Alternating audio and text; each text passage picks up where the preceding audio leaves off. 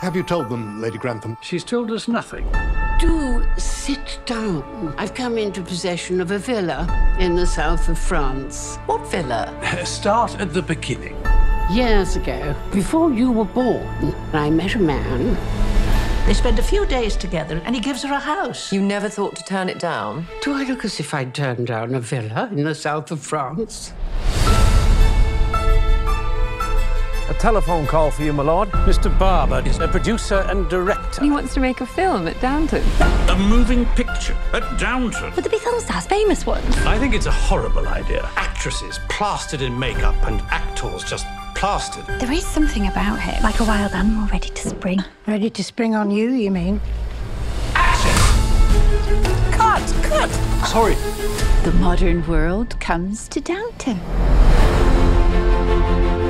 Why do you think he gave you the villa? That is where the mystery resides. Then we're off to the Riviera. And with any luck, we'd miss the whole of Mary's frightful film. I do hope that was a prop. You steer ahead.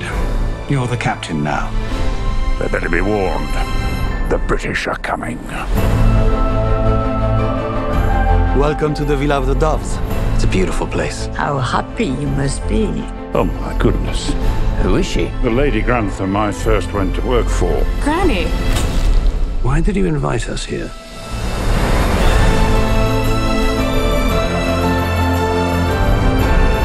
It doesn't look good for Papa if she felt the need to keep it a secret. There's trouble in paradise. You don't need me to tell you that marriage is a novel, full of plot twists along the way.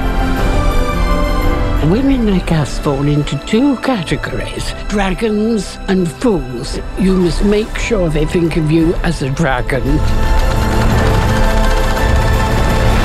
But with that, I will say goodnight and leave you to discuss my mysterious past.